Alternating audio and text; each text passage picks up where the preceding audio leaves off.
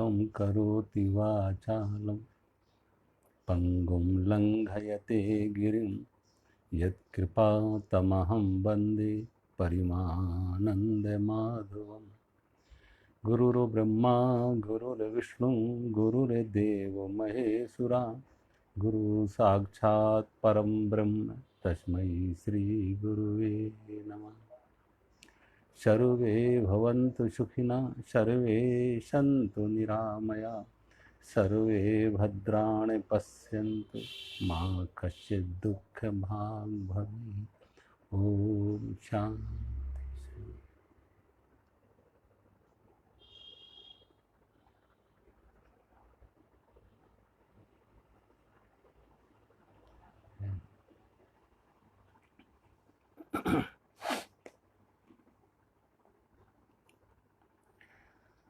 अध्याय 12 द्वादश अध्याय 12वां अध्याय भक्ति योग। श्लोक नंबर 1-2। अर्जुन उवाच एवं सतत युक्ता ये भक्तास्त्वां पर्युपासते ते चापक्षर अव्यक्तम तेषां के योगं वित्तमाम्। अर्जुन प्रश्न करते हैं कि जो अनन्य प्रेमी भक्तजन पूर्वोक्त प्रकार से निरंतर आपके भजन ध्यान में लगे रहकर आप सगुण रूप परमेश्वर को और दूसरे केवल अविनाशी सच्चिदानंद निराकार ब्रह्म को ही सर्वश्रेष्ठ भाव से भजते हैं, उन दोनों प्रकार के उपासकों में अति उत्तम योग वेता कौन है? भगवान के शब्द।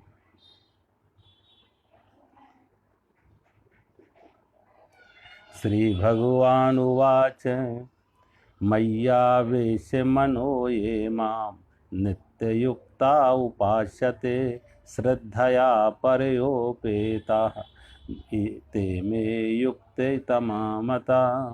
भगवान कहते हैं, इस प्रकार अर्जुन के पूछने श्री भगवान बोले, हे अर्जुन, मुझ में मन को एकाग्र करके निरंतर मेरे भजन ध्यान में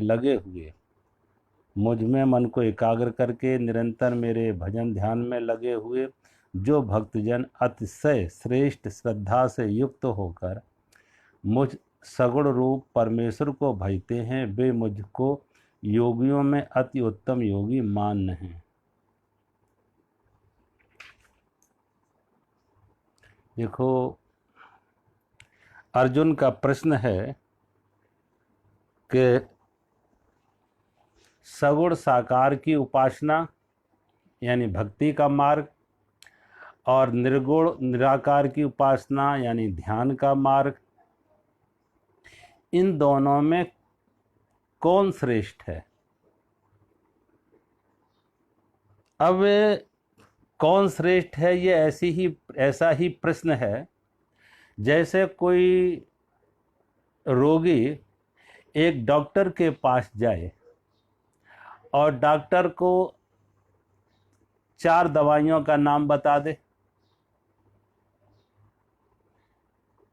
एक दवाई कोई मलेरिया के बुखार की हो सकती है, एक दवाई कोई कफ कोल्ड की हो सकती, जुकाम बुखार की हो सकती है, तीसरी दवाई कोई कैंसर की हो सकती है, चौथी दवाई कोई हार्ट की हो सकती है।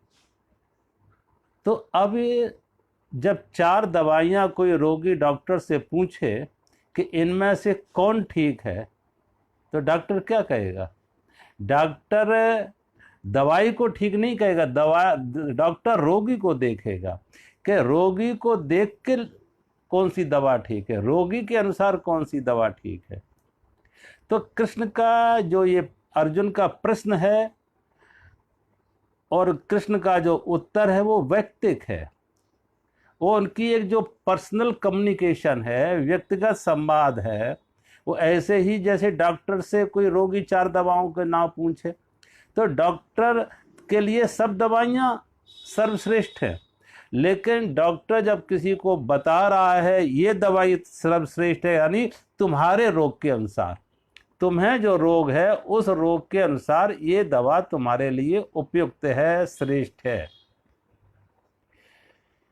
अर्जुन, आज कृष्ण के सामने अर्जुन है तो भगवान ने सगुण साकार की बात श्रेष्ठ कही। अगर अर्जुन के सामने, कृष्ण के सामने कोई बुद्ध रहे होते, महावीर रहे होते, तो शायद थे वो ध्यान की बात श्रेष्ठ कहते। क्योंकि सामने जो व्यक्ति है, जो प्रश्न कर रहा है, उसकी पात्रता क्या है, उसकी मना स्थिति क्या है, वो कहां पे खड़ा है। कोई व्यक्ति किसी से पूछे कि जो पहाड़ी के ऊपर मंदिर है, उस मंदिर तक जाने का सीधा सरल नजदीक मार्ग कौन सा है, सीधा सरल श्रेष्ठ मार्ग कौन सा है, तो बताने वाला क्या बताएगा। वो बताने वालों को मालूम है कि ये पहाड़ी के आसपास चारों ओर बहुत सारे मार्ग आ रहे हैं और सभी मार्ग उसी पहाड़ी के मंदिर पर पहुंच रहे हैं। लेकिन ये व्यक्ति जहां खड़ा है, ये व्यक्ति जहां खड़ा है, उसकी स्थिति को देखते हुए कि वो व्यक्ति खड़ा कहां है, तो उसके लिए सुगम क्या है, उसके लिए सरल क्या है, उसके लिए सहज क्या है। उसको ये नहीं कहेंगे पहले तुम 4 किलोमीटर जाके फिर ऊपर चढ़ो जाके। अब तुम जहां हो वहां से तुम्हारे लिए ये सुगम है, ये सरल है, ये कम श्रम का है। तो अर्जुन की जो मना स्थिति है, उसको देख के भगवान उत्तर दे रहे हैं कि कौन श्रेष्ठ है। और देखो, दुर्भाग्य यह है कि इस श्रेष्ठता के ऊपर लोगों में झगड़े हो रहे। कोई निर्गुण निराकार को ठीक कह रहा, कोई सगुण साकार की बात कर रहे, और एक दूसरे के विरोधी, एक दूसरे के से वैर, दुश्मनी। आप देखो, जो निर्गुण निराकार को मानने वाले थे, ऐसे लोगों ने कितने मंदिर तोड़वा दिए, मूर्तियां तोड़वा दी। निर्गुण निराकार की उपासना करने वालों ने वो मंदिर मूर्तियां तोड़वा दी, हिंसा पर उतारे हुए, सिर कलम करवा दिए, एक दूसरे के दुश्मन बन गए विचार को लेके कि ये विचार ठीक है, ये विचार गलत है, मेरी मान्यता ठीक है, इसकी मान्यता गलत है।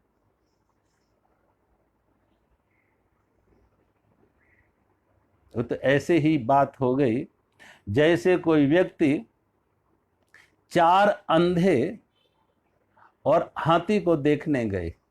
4 अंधे एक हाथी को देखने गए, तो एक अंधे ने हाथी का पैर देखा और ऊपर से नीचे तक पैर पर हाथ फेरा और ये तो कहा ये तो बिल्कुल मंदिर के खम्भे की तरह है। दूसरे व्यक्ति ने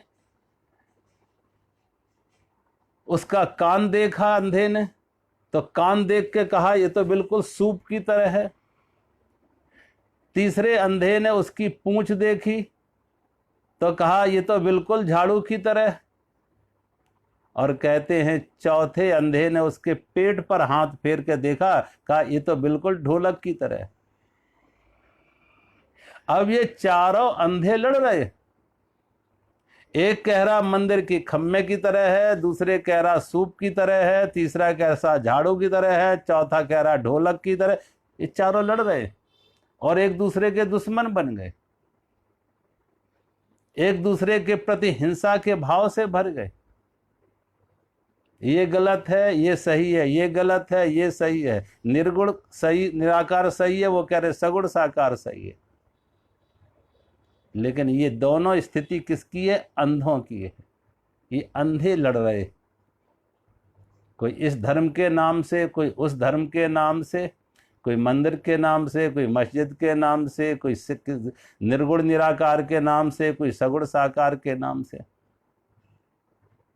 अगर ये प्रश्न हाथी से पूछा जाए, अगर हाथी से ही ये पूछा जाए तो हाथी क्या कहेगा? हाथी कहेगा ये चारों ठीक है। हाथी यही कहेगा चारों ठीक है, क्योंकि अब हाथी कहेगा चारों ठीक है तो ये अंधों को कैसे विश्वास होगा? अंधे फिर भी झगड़ेंगे, वो कहे हाथी गलत है। अंधे फिर भी झगड़ेंगे, कहते ये हाथी पागल है, चारों ठीक कैसे हो सकते? चारों के वक्तव्य एक दूसरे के विरोधी है। खम्मा सूप कैसे हो सकता है, और सूप झाड़ू कैसे हो सकती है, और झाड़ू ढोलक कैसे हो सकती है, और ये हाथी कह रहा है चारों ठीक है, हाथी पागल। लेकिन इन अंधों को कैसे समझाओ? ये इतने जो झगड़े हो रहे हैं, लड़ाइयां हो रही हैं इन अंधों के बीच में, कि एक दूसरे वो कहते हैं निर्गुण निराकार, वो कह रहे सगुण साकार। लेकिन उन्हें पता नहीं निर्गुण निराकार से ही सगुण साकार प्रकट होता है।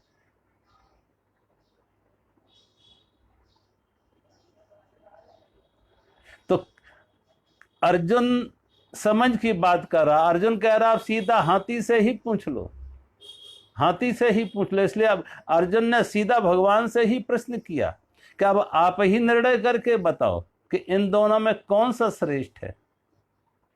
और भगवान अंत में जाके बताते हैं दोनों ही श्रेष्ठ हैं, दोनों ही श्रेष्ठ हैं। अब अर्जुन के सामने पहले एक को श्रेष्ठ बताया, अगले श्लोक में दूसरे को भी श्रेष्ठ बता दिया। अर्जुन के सामने, कृष्ण के सामने अर्जुन है, और अर्जुन जैसे अर्जुन भाव के स्तर पर है, और एक अर्जुन नहीं, अर्जुन के माध्यम से भगवान बहुतों को ये उपदेश दे रहे, ये संदेश दे रहे। क्योंकि 100 में 99 लोग 100 में 99 भाव के स्तर पर जीते हैं, हृदय के स्तर पर जीते हैं, प्रेम के स्तर पर जीते हैं। ऐसा व्यक्ति खोजना मुश्किल होगा जिसके अंदर प्रेम ना हो, ऐसा व्यक्ति नहीं खोजना मुश्किल। अभी काफी प्रयोग किए गए बाहर के मुल्कों में कि जो मनुष्य विज्ञानी हैं, मनोविज्ञानी हैं, मनसशास्त्री हैं, उन्होंने ये खोज की कि जिन बच्चों को की परवरिश तो हुई लेकिन माँ से अलग होके, माँ से दूर रखा गया, जिन बच्चों को उनकी माँ से दूर रखा गया, उन्हें परवरिश उनको हुई लेकिन उनको प्रेम ना मिला, उन्हें प्रेम ना मिला। जो माँ से एक बच्चे को प्रेम मिलता है, प्रेम उसकी खुराक है, प्रेम उसके लिए पोषक तत्व है। और जिन बच्चों को प्रेम ना मिला, सब कुछ मिला, प्रेम ना मिला, वो बच्चे जीवित ना रहे, वो बच्चे जीवित ना रहे। तो प्रेम हमारे जीवन की ऊर्जा है, प्रेम हमारा जीवन है। और ऐसा व्यक्ति खोजना मुश्किल मिलेगा जिसमें प्रेम ना हो। सभी में प्रेम, कम और ज्यादा सभी में प्रेम होता है।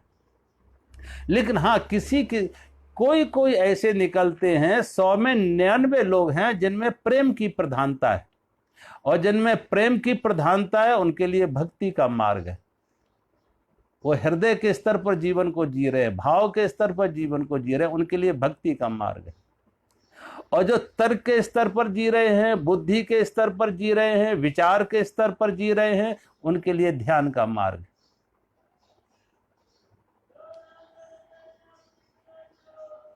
तो भगवान अर्जुन को कह रहे, अर्जुन तेरे लिए भक्ति का मार्ग सुगम है।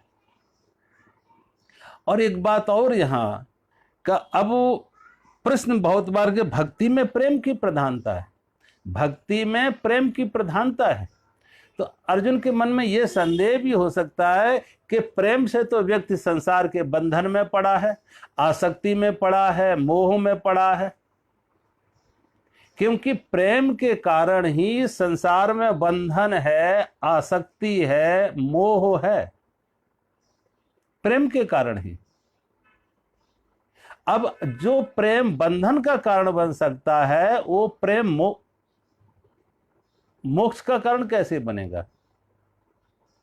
जो प्रेम संसार में दुख का कारण बन सकता है, वो प्रेम परमात्मा की प्राप्ति का कारण कैसे बनेगा?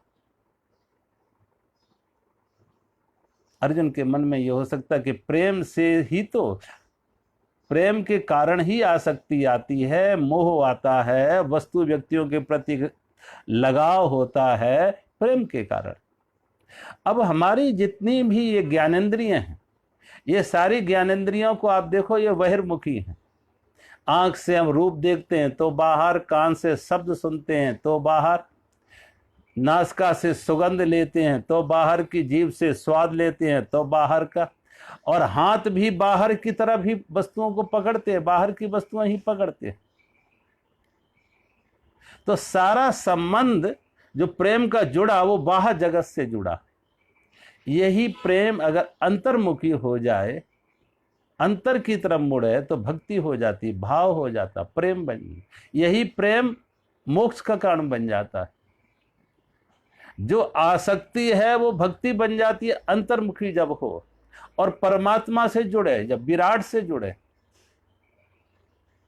कहते हैं एक साधु मंदिर में बैठा हुआ था, मंदिर में बैठा हुआ ध्यान कर रहा था, जाप कर रहा था, तो देखा एक पक्षी इस मंदिर में प्रवेश किया, एक पक्षी मंदिर में प्रवेश किया और चारों तरफ वो चक्कर लगा रहा है, लेकिन निकल नहीं पा रहा है।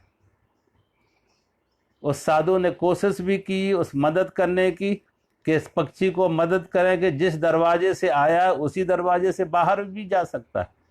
लेकिन पक्षी का अपना तर्क रहा होगा कि जिस दरवाजे में आकर हम यहाँ अंदर फंस गए वही दरवाजा हमें बाहर कैसे ले जाएगा, मुक्त कैसे करेगा। जिससे हम बंधन में पड़े वो मुक्त का मार्ग कैसे बनेगा। उसका अपना तर्क था, रहा होगा। लेकिन साधु ने उसे कोशिश की कि कैसे भी इसको मदद की, लेकिन तब जब मदद की तो उसे और लगा कि साधु भी मुझे तंग कर रहा, पकड़ना चाहता है, बंधन में डालना चाहता है। बहुत बार ऐसा ही होता है कि व्यक्ति सोचता है कि प्रेम के कारण ही तो हम संसार के बंधन में पड़े, आसक्ति बनी वस्तु और व्यक्तियों से, पदार्थ से मोह बना। इसलिए लोग करते क्या, इसलिए कहते पाप से नफरत करते लोग, पाप से दूर, प्रेम से दूर भागते। उनको लगता प्रेम जो है बंधन है, इसलिए प्रेम से दूर भागो। व्यक्ति वस्तु बंधन है, इसलिए व्यक्ति और वस्तु, परिवार, परिस्थितियां, समाज से दूर भागो। घर परिवार बंधन है, इसलिए वन में जाओ, गुफाओं में जाओ। लेकिन उन्हें मालूम नहीं, वन में भी जाओगे, गुफाओं में भी जाओगे, कहीं भी जाओगे, मन तो तुम्हारे साथ है, तुम्हारा आसक्ति तो तुम्हारे साथ है, तुम्हारा मोह तो तुम्हारा साथ है।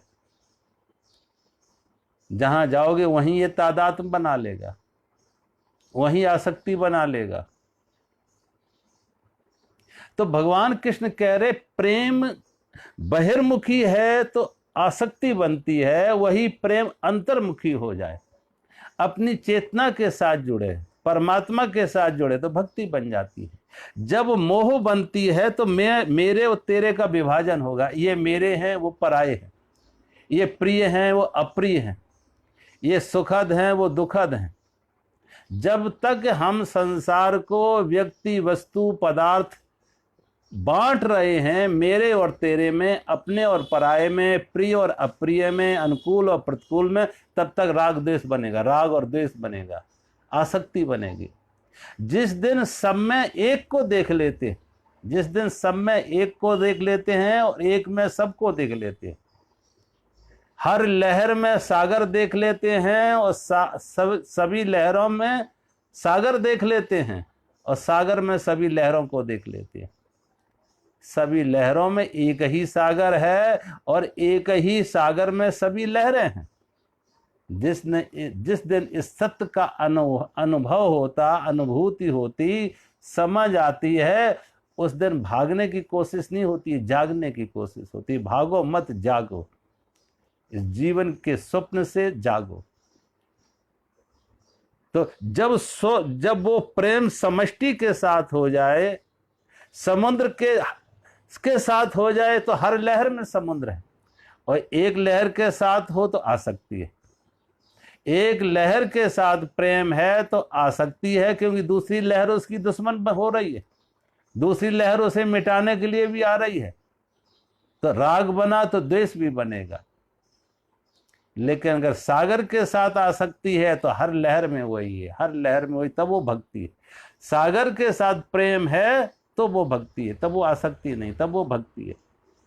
तो भगवान अर्जुन को कह रहे, अर्जुन तेरे लिए ये मार्ग ठीक है, सगुण साकार का मार्ग, और सगुण साकार के मार्ग में भगवान अर्जुन को कह रहे, मुझ में मन को एकाग्र करके निरंतर मेरे भजन ध्यान में लगे हुए, निरंतर मेरे भजन ध्यान में लगे हुए जो भक्तजन अतिशय श्रेष्ठ श्रद्धा युक्त होकर, अतिशय श्रेष्ठ श्रद्धा युक्त। अब देखो, जो श्रद्धा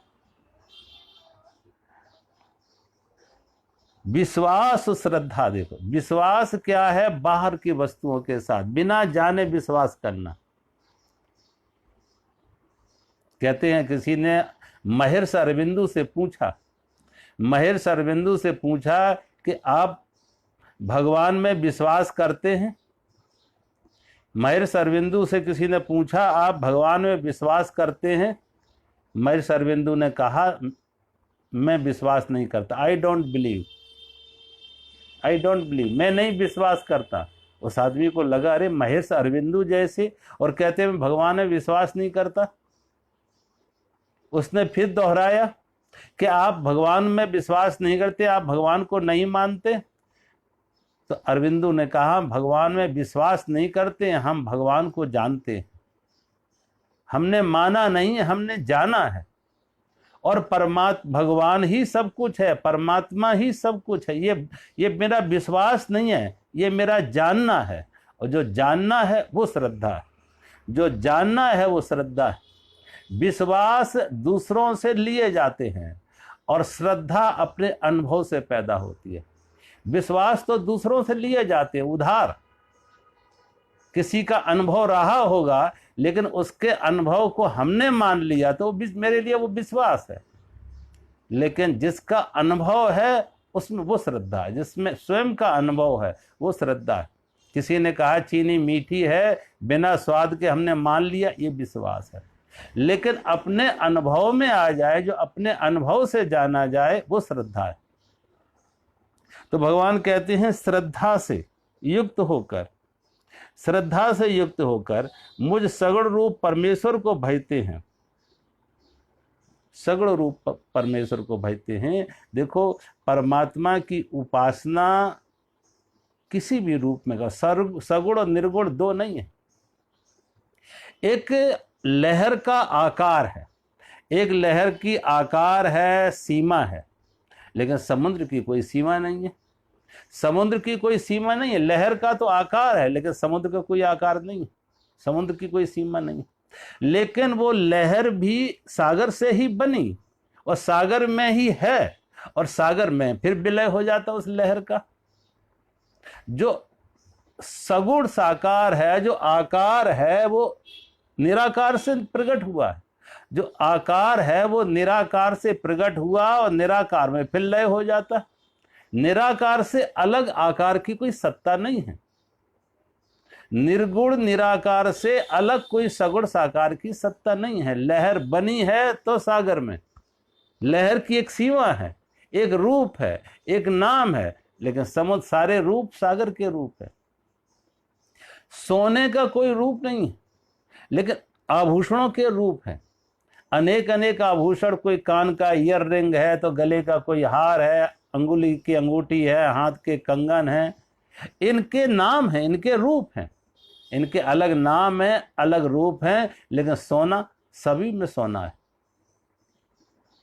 हाथ के कंगन हैं वो भी सोने के हैं, गले का हार है वो भी सोने का है, कान के कुंडल हैं वो भी सोने, सोना सभी में।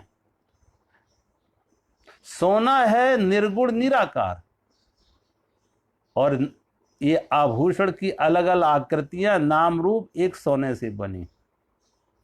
किसी ज्ञानी के पास जाओ, योगी के पास जाओ, तो वो उससे कहो कोई एक चीज मांगो, वो कहेगा सोना दे दो, यानी सोने में सभी आ गए।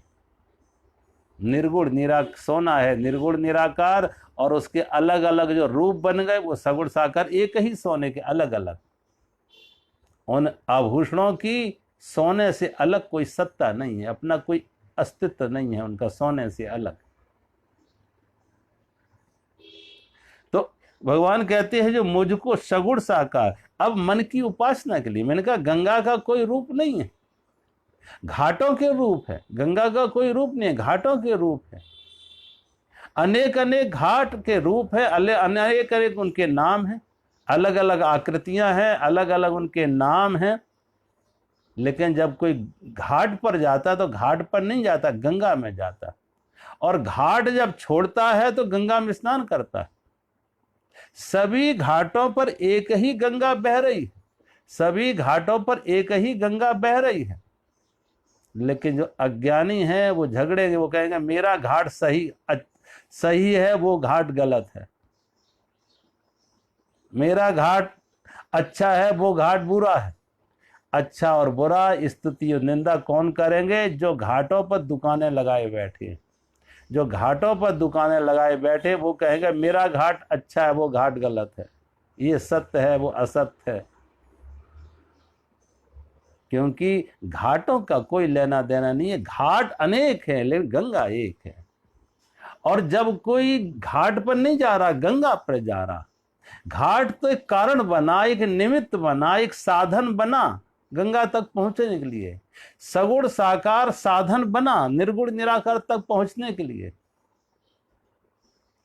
सगुण साकार का सहारा लेके निर्गुण निराकार तक पहुंचा, घाट का सहारा लेके निर्गुण निराकार तक पहुंचा, गंगा तक पहुंचा। और गंगा का कोई रूप नहीं है, गंगा का कोई रूप नहीं। सभी घाटों पर एक ही गंगा बह रही, गंगा अनेक नहीं है। इसलिए परमात्मा एक है, लेकिन अनेक अनेक घाट, अनेक अनेक संप्रदाय, अनेक अनेक धर्म, अनेक अनेक तरह के लोगों ने पूजा पद्धतियां, उपासना, और एक दूसरे के साथ वैर भाव में खड़े हो जाते, वैर भाव से खड़े हो जाते। लेकिन भगवान कहते हैं नहीं, सभी घाटों पर मैं ही हूं। और जिसके लिए जो घाट सुगम हो, नजदीक हो, जिसके लिए जो घाट नजदीक हो, सुगम हो, उसके लिए वही घाट श्रेष्ठ है। कोई हरिद्वार में खड़ा है तो उसके लिए हरिद्वार का घाट श्रेष्ठ है। कोई ऋषिकेश में खड़ा है तो उसके लिए ऋषिकेश का घाट श्रेष्ठ है। कोई काशी में खड़ा है तो उसके लिए काशी का घाट श्रेष्ठ है। कौन कहाँ खड़ा है उसकी स्थिति को देखते हुए व्यक्ति बताएगा किसके लिए कौन सा घाट श्रेष्ठ है। तो अर्जुन से जब प्रश्न किया भगवान से, तो भगवान ने अर्जुन की मना स्थिति देखी कि अर्जुन में भाव की प्रधानता है, और अर्जुन में भाव की प्रधानता है, हृदय की प्रधानता है। और अर्जुन जैसे 100 में 99 लोग इसी मना स्थिति के होते हैं जिनमें भाव और प्रेम की प्रधानता होती है। उनके लिए सगुण साकार रूप की बात भगवान कह रहे हैं। अगले 2 श्लोकों में भगवान निर्गुण निराकार की बात कहते हैं।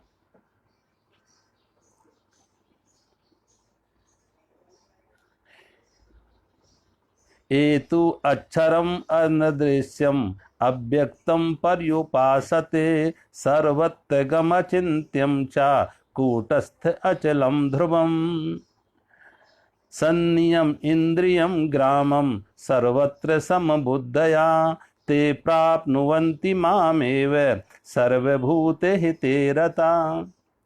भगवान कहते हैं परंतु जो पुरुष इंद्रियों के समुदाय को भली प्रकार से बस में करके, जो पुरुष इंद्रियों के समुदाय को भली प्रकार से बस में करके मन बुद्धि से परे सर्वव्यापी अकथनीय स्वरूप और सदा एक रस रहने वाले नित्य अचल निराकार अविनाशी सच्चिदानंद घन ब्रह्म निरंतर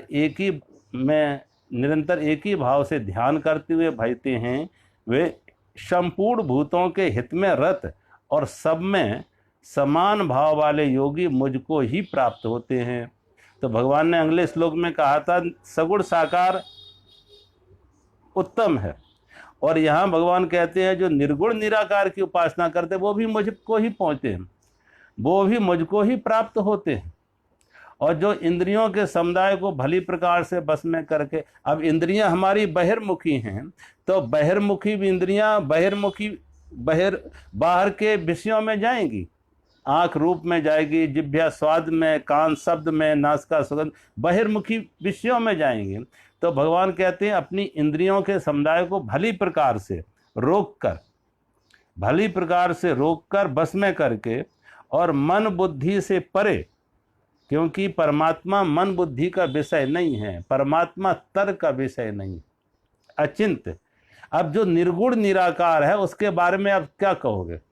देखो सगुण साकार के बारे में तो आप कुछ कह सकते हैं, इसलिए कृष्ण के ऊपर कथाएं लिख गई हैं, राम के ऊपर कथाएं लिख गई हैं, बुद्ध के ऊपर, महावीर के ऊपर, तमाम लोगों ने शिव के ऊपर, देवी के ऊपर जितने पुराण हैं तो उनकी महिमा का बखान किया, महिमा गाई। लेकिन जो निर्गुण निराकार है, जिसका कोई रूप नहीं है, आकार नहीं है, वो चिंतन का विषय नहीं बन पाता। उस पर विचार कैसे करोगे? अब यहाँ कमरे में कोई अलमारी रखी है तो हम बता सकते इतनी लंबी है, इतनी चौड़ी है, इतनी ऐसी इस चीज की बनी, उसके बारे में कुछ बता सकते। लेकिन कोई पूछे नहीं इस कमरे में आकाश है, आकाश के बारे में कुछ बताओ, तो आकाश के बारे में क्या बताएंगे? सोचो, कुछ बताया जा सकता आकाश के बारे में? आकाश में ही सारे ये पदार्थ, वस्तुएं रखी हुई हैं, तो वस्तुओं का एक आकार है, इसलिए उसे बताया जा सकता है। लेकिन आकाश का कोई आकार नहीं है, आकाश में कोई गुण नहीं है, तो इसलिए वो चिंतन का विषय नहीं है, उससे बताने का कोई उपाय नहीं है, वो अकथनीय है। वो सर्वत्र है, चूंकि सर्वत्र है इसलिए उसका रूप नहीं है, वो सर्वत्र है इसलिए निराकार है। अगर आकार होता तो सर्वत्र नहीं होता। कोई व्यक्ति, कोई वस्तु जब सर्वत्र है, इसका अर्थ यही है कि वो निराकार है। हमारा आपका एक आकार है, हमारा आपका आकार है, तो इस समय हम यहाँ हैं, दूसरी जगह नहीं है। इस समय यहाँ हैं, दूसरी जगह नहीं है, क्योंकि एक आकार है। आकार है तो समय और काल में बाधित होगा, टाइम स्पेस में लिमिटेड। इस समय मैं यहाँ हूँ, इस समय में दूसरी जगह नहीं हूँ, समय स्थान में बाधित होगा। लेकिन जो निराकार है वो सर्वत्र है, और जो सर्वत्र है वो निराकार है, क्योंकि सर्वत्र वही हो सकता है जिसका कोई आकार नहीं है। तो जब जो सर्वत्र है, सर्वव्यापी है, इसका अर्थ है वो निराकार है, उसका कोई आकार नहीं है, वो निराकार है। और जो निराकार है वो अकथनीय है, उसे उसके बारे में कहना, मैंने कहा ना, अलमारी रखी है, फ्रिज रखी है, कुर्सी रखी है, इसके बारे में कुछ कह सकते, बता सकते, किस चीज की बनी है, कितनी लंबी चौड़ी है, ये कुछ कहा जा सकता है। लेकिन आकाश के बारे में कैसे कहेंगे कि आकाश कैसा है, क्या है, कुछ कहे, क्योंकि उसका कोई आकार नहीं है। और कूटस्थ है, सदा एक रस रहने वाला है, कूटस्थ, उसमें कोई परिवर्तन नहीं है। आमतौर से कूटस्थ शब्द आता है, कूटस्थ कहते हैं जो लोहार की एक एनविल होती है, जिस पे लोहार कोई किसी चीज को रख के कूटता है, तो जो गर्म लोहा होता है, उस गर्म लोहा को जो नीचे ठंडा लोहा है उसके ऊपर रख के एक आकृति देता है। जो भी उसे बनाना हो, हसिया बनाना हो, खुरपी बनाना हो, चाकू बनाना हो, कोई भी चीज बनानी हो, उस नीचे का जो बड़ा ठंडा लोहा है उसके ऊपर वो गर्म लोहे को रख के आकृति बनाती है। तो जो नीचे का ठंडा लोहा उसे कहते हैं कूटस्थ, वो नहीं बदलता है। जो गर्म लोहा उसके ऊपर रख के ठोंका पीटा जाता है वो उसका रूप बदल जाता है, वो कूटस्थ है, वो एनविल। जैसे कभी हिंदी में निहाई भी कहते हैं। तो भगवान परमात्मा कैसा? कूटस्थ है, क्योंकि उसमें कोई परिवर्तन नहीं, जैसा वो कल था वैसा ही आज है, वैसा ही कल रहेगा, वो बदलेगा नहीं। ऐसा नहीं कि वो कल कुछ और था, आज कुछ और है, कल कुछ और, उसमें कोई परिवर्तन नहीं। जिसमें कोई परिवर्तन नहीं, सदा एक रूप रहने वाला, इसे कूटस्थ है। और ध्रुव है, नित्य है, वो नित्य है। नित्य का अर्थ है कि पहले था, अभी भी है, आगे भी होगा। आकाश पहले भी था, अभी भी है, आगे भी रहेगा। ये लहरें और बनती और बिगड़ती हैं, लेकिन सागर पहले था, लहर बनी तब भी सागर, लहर नहीं थी तब भी सागर था, लहर बनी तब भी सागर है, और लहर का विलय हो गया, लहर मिट गई, फिर भी सागर है। सागर से ही लहर बनती और बिगड़ती और रहती हैं, लेकिन सागर सदा सदा रहता, वो ध्रुव है। सोना सोना है, सोने से आभूषण बनते हैं। सोने से तुमने चैन बना ली, तो चैन का रूप तुमने उसे चैन कहने लगे, हार बना लिया, हार कहने लगे, उसे तोड़ के तुमने कंगन बना लिया तो कंगन कहने लगे। लेकिन जब वो हार था तब भी सोना था, कंगन बन गए तब भी सोना, नाम रूप बदल गए लेकिन सोना तो रहा। इसलिए सोना कूटस्थ है, सोना ध्रुव है। ध्रुव उसमें वो नित्य है और अचल है। अचल का अर्थ है उसमें कोई परिवर्तन नहीं है। जो सर्वव्यापी होगा वो अचल होगा, उसमें कोई परिवर्तन नहीं होगा। चलायमान की चलने की क्रिया कब होती है? जब कोई समय और इस काल में बाधित होता है।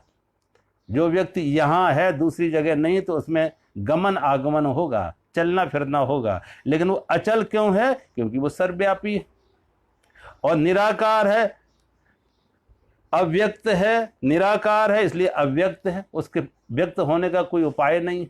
निराकार है इसलिए वो अव्यक्त है, अचल है, अक्षर है, अविनाशी है। चूंकि सच्चिदानंद घन ब्रह्म है इसलिए वो अक्षर है, उसमें कोई क्षर नहीं है, उसमें कोई परिवर्तन नहीं है, उसका विनाश नहीं है, उसका ह्रास नहीं है। जिसमें ह्रास ना हो, जिसमें परिवर्तन ना हो, जिसका नाश ना हो, वो अक्षर है। और भगवान कहते हैं निरंतर एक ही भाव से ध्यान करते हुए भजते हैं। इन सब में जो पुरुष इन सब भाव से निरंतर एक ही भाव से ध्यान करते हुए भजते हैं परमात्मा को, वे संपूर्ण भूतों के हित में रत, सर्वभूत हिते रता।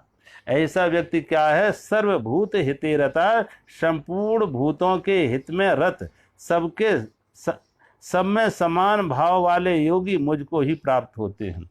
सब में समान भाव वाले योगी, भगवान कहते हैं, मुझको ही प्राप्त होते हैं। सर्वभूत हिते रता।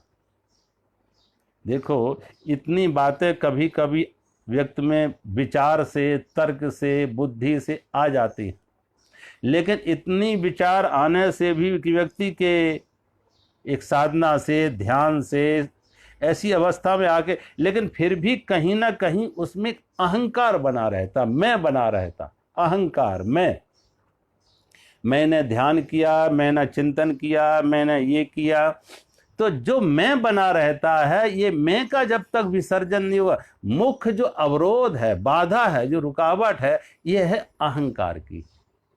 तो भक्ति में भी अहंकार का समर्पण, भक्ति में, प्रेम में जब तक अहंकार का समर्पण नहीं होगा तो प्रेम नहीं होगा, भक्ति नहीं होगी। आसक्ति बन सकती है, अहंकार प्रेम के साथ, आसक्ति प्रेम के साथ अगर अहंकार है तो आसक्ति बनी, लेकिन प्रेम के साथ अगर अहंकार गिर गया, अहंकार का समर्पण हो गया तो भक्ति बनी। प्रेम माइनस अहंकार, प्रेम ऋण, प्रेम माइनस अहंकार भक्ति, और प्रेम प्लस अहंकार आसक्ति। जब प्रेम के साथ अहंकार है तो आसक्ति है, और प्रेम के साथ निरहंकारता है तो भक्ति है। ऐसे ही यहाँ ज्ञान में भी भगवान कहते हैं, ज्ञान के मार्ग में, निर्गुण निराकार उपासना के मार्ग में भी व्यक्ति में अहंकार रहेगा। और ये अहंकार का त्याग कैसे हो, अहंकार से मुक्ति कैसे मिले? तो भगवान यहाँ कहते हैं सर्वभूत हिते रता। जो सभी प्राणियों के हित में, शरीर के साथ उसकी आसक्ति है तो सेवा में, सेवा करने से सर्वभूत हिते रता। उसके पास शरीर से सेवा, साधनों से सेवा, जो साधन है उससे सेवा। तो न व्यक्ति शरीर की सेवा से अहंकार से मुक्ति, और साधनों की सेवा से ममता से मुक्ति। जो मेरापन है, मेरा, मैं और मेरे से मुक्त कब होता है? जब शरीर और साधनों को सेवा में लगा देता। सर्वभूत हिते रता। अन्यथा व्यक्ति को देखो, ऐसे व्यक्ति जो निर्गुण निराकार की उपासना में रहते हैं, वो अगर सर्वभूत हिते रता नहीं है, वो उनमें कहीं सेवा का भाव नहीं है, तो परिणाम क्या होता? परिणाम ये होता है कि ऐसे व्यक्ति अहंकार में पड़ जाते हैं, आलसी भी हो जाते हैं और अहंकार भी हो जाते हैं। आलस भी हो जाता है कि कुछ करना ही नहीं है, बस हमें तो न भजन, न पूजन, न ध्यान, न धारणा, हम तो निर्गुण निराकार की अवस्था में। परिणाम क्या होते? आलसी हो जाते हैं और अहंकार भी मजबूत हो जाता है। कभी कभी थोड़ा सा कोरेद दो तो अहंकार प्रकट हो जाता है, मैं को चोट लग जाती है, मैं पे घाव आ जाता है। ऐसे व्यक्तियों को देखो जो बहुत ज़्यादा ध्यान की बात करते हों, साधना की बात करते हों, निर्गुण निराकार की बात करते तो हैं, अद्वैत की बात करते हों। अद्वैत की बात करने वाले भी थोड़ा से भी उनके विपरीत कुछ बात कह दो, कुछ भी उनके विपरीत बात कह दो, जो उनको जो उनके ज्ञान के लिए एक चुनौती हो जाए तो तुरंत तिलमिला जाते हैं, उनके अहंकार को चोट लगती है। यानी वो ज्ञान की बातें खूब करते हैं, अद्वैत की बातें खूब करते हैं, निर्गुण निराकार की बातें खूब करते हैं, लेकिन अहंकार से मुक्त नहीं हुए, अहंकार से मुक्त नहीं हुए। तो भगवान कहते हैं ये अहंकार से मुक्त तब तक नहीं होगे जब तक सर्वभूत हिते रता, सभी प्राणियों के हित में कुछ नहीं करोगे। मात्र कोई ध्यान करने से, जाप करने से, या कोई निर्गुण निराकार के अद्वैत के बातें बड़ी बड़ी करने से कोई परमात्मा को नहीं पाता है। आलसी हो सकता है और अहंकार और मजबूत हो जाता है। कभी ऐसे ज्ञानियों को देखो जो अद्वैत की बातें करते हैं, उनके अहंकार में कोई कमी नहीं है। इसलिए ये अहंकार ये कब आए, विनम्रता कब आए, सरलता कब आए? विद्या ददात विनम्र, जब तक विद्या वही विद्या है जिसमें विनम्रता आए, सरलता आए, सहजता आए, तो सर्वभूत हिते रता। जब तक वो सर्वभूत हिते रता, प्राणी मात्र के हित में अपना जीवन ना लगा दे, अब उसका कुछ है ही नहीं, शरीर की आसक्ति नहीं है, बुद्धि और के साथ उसका कोई तादाद नहीं है, मन के बंधनों से, विचारों से मुक्त है, प्राणी मात्र में परमात्मा को देख रहा है। पशु में वही परमात्मा, पक्षियों में वही परमात्मा, पेड़ पौधों में वही परमात्मा, प्राणी मात्र में वही परमात्मा। सर्वभूत हिते रता, सभी प्राणियों के हित में उसका जीवन लगा। अगर ये बात नहीं है, ये कसौटी है। भगवान ने एक आत्मज्ञानी को, एक अद्वैतवादी को भी भगवान ने इस कसौटी पे रख दिया कि ये उसकी पहचान है कि वो सर्वभूत हिते रता है या नहीं। हाँ, अब ये जरूर है, सर्वभूत हिते रता का है कि उसकी जैसी योग्यता या पात्रता है, जिसकी जैसी योग्यता या पात्रता है। कोई अच्छा शिक्षक है तो शिक्षा का काम करेगा, कोई धनवान है तो धन से सेवा करेगा, किसी के पास धन नहीं है तो अपने शरीर से सेवा करेगा, किसी के पास शरीर और धन का दोनों का भाव है तो वाणी से सेवा करेगा, विचार से सेवा करेगा। भगवान बुद्ध को बौद्धत्व की प्राप्ति हुई तो वो चुप ना बैठे। बौद्धत्व की प्राप्ति के बाद 40,000 मील की यात्रा की, 40,000 प्रवचन दिए, 40,000 प्रवचन दिए। वो किस लिए? सिर्फ वो भी जो हमने पाया है दूसरों को भी बांटे। सर्वभूत हिते रता, सर्वभूत हिते रता। आप भगवान महावीर के जीवन में देखो, भगवान महावीर ने प्रेम की बात नहीं कहीं कही, प्रेम को बंधन माना, प्रेम तो बंधन है, प्रेम की बात नहीं कही। और जैसे जैसे वो अंतर्मुखी हुए, ध्यान में गए, चेतना जागृत होती है, तो उन्होंने प्रेम शब्द ना देके दूसरा शब्द दे दिया, प्रेम ना देके उन्होंने अहिंसा शब्द दे दिया। अब सोचो, अहिंसा प्रेम से अलग हो सकती है? जहां प्रेम है तभी अहिंसा है, और अहिंसा है तो प्रेम है। और इतनी अहिंसा की, जितना अहिंसा की बात महावीर ने कही है, बुद्ध ने कही है, शायद और किसी ने इतनी बात नहीं कही है। ये अहिंसा और प्रेम अगर देखा जाए तो एक ही सिक्के के दो पहलू हैं। अहिंसा और प्रेम एक ही सिक्के के दो पहलू हैं। बुद्ध को और महावीर की तरफ वो अहिंसा के रूप में है, और कृष्ण की तरफ देखें तो वो प्रेम की तरफ है, प्रेम है। क्योंकि अगर प्रेम है तभी अहिंसा होती है, अहिंसा है तो प्रेम होगा, उसके मूल में प्रेम होगा। बिना प्रेम के अहिंसा नहीं हो सकती। जहां हिंसा है वहां प्रेम नहीं है, क्रूरता है।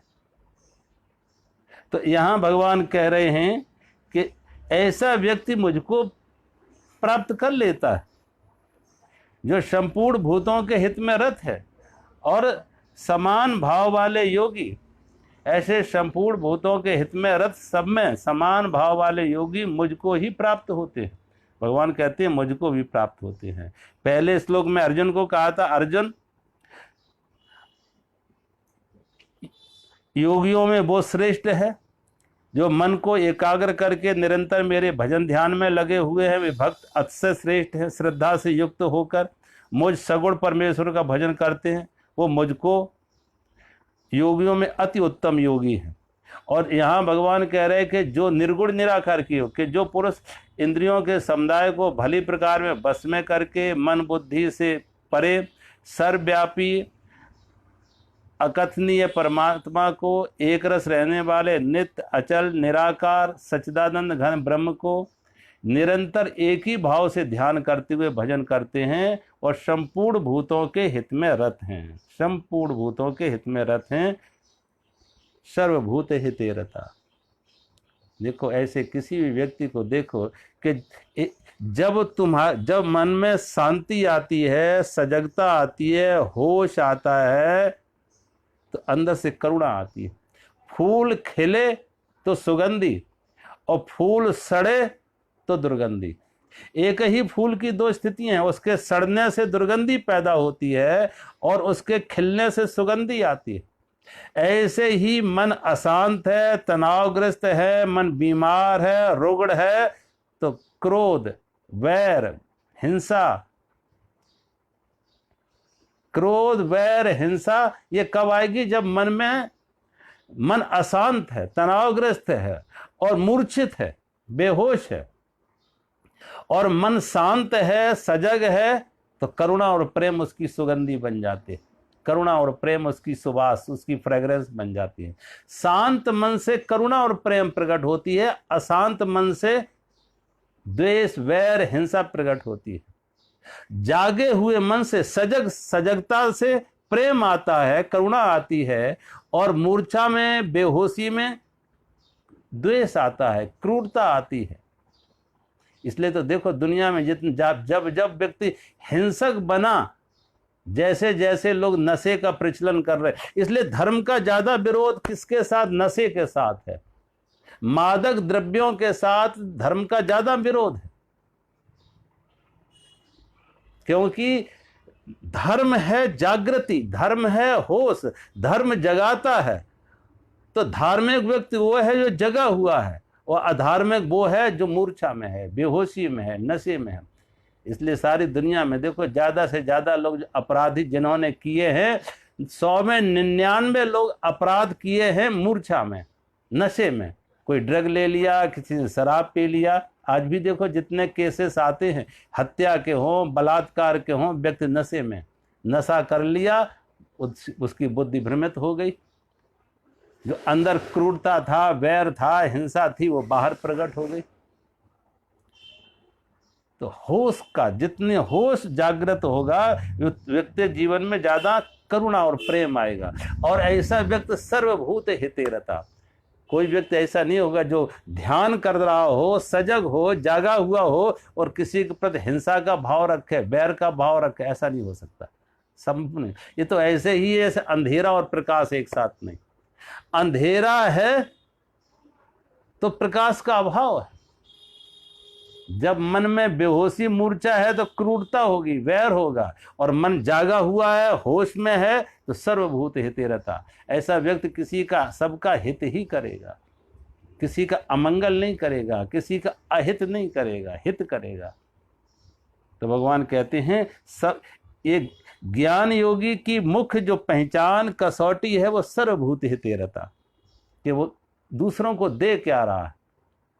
हम चिन्मय मिशन में जब पढ़ते थे तो स्वामी चिन्मय मिशन का एक मोटो था कि minimum to take and maximum to give, minimum to take and maximum to give. कम से कम समाज से लें, ज़्यादा से ज़्यादा समाज को दें। अब हम लेते तो हैं, लेकिन देते क्या है? सोचो, हम समाज से लेते तो बहुत कुछ है, बदले में हमने दिया क्या? हम कपड़ा पहनते हैं, किसने बनाया? हम खाना खाते हैं, खाना कौन पैदा कर रहा? हमने समाज से इतनी सुविधा ली, साधन लिया, सुरक्षा लिया, लेकिन बदले में इस समाज को, लोगों को हमने दिया क्या? दिया क्या? क्योंकि हम, साधु का मतलब पैरासाइट नहीं है, साधु का मतलब पराजीवी नहीं कि दूसरे के ऊपर सवार हो जाए, दूसरों का शोषण करे। साधु का मतलब यही है, अर्थ यही है, कम से कम समाज से ले, ज्यादा से ज्यादा समाज को दे। और एक गृहस्थ की सीमा होती है कि हम दो हमारे दो, लेकिन साधु के लिए हम दो हमारे नहीं, साधु के लिए क्या है, वसुधैव कुटुंबकम, हम सबके सब हमारे, हम सबके सब हमारे, वसुधैव कुटुंबकम। अगर साधु के जीवन में वसुधैव कुटुंबकम की भावना नहीं है, सर्वभूत हितेरता नहीं है, तो मान लेना चाहिए कि अभी साधुता खिली नहीं है, अभी फूल खिला नहीं है, अभी सुगंधी आई नहीं है, अभी साधना अपनी परिपक्व अवस्था में पहुंची नहीं है। तो भगवान इसलिए ये सारी बातें साधना की, अद्वैत की बात कर रहे भगवान, निर्गुण निराकार की बात की, अद्वैत की बात की, लेकिन सबकी कसौटी अंत में दे दी सर्वभूत हितेरता। ये जो सर्वभूत हितेरता है ये कसौटी, कि प्राणी मात्र के हित में उसका जीवन है, किसी का अहित नहीं, किसी का अमंगल नहीं। आज हम यहीं विराम करते हैं। मेरा सभी को प्रणाम। हरि ओम।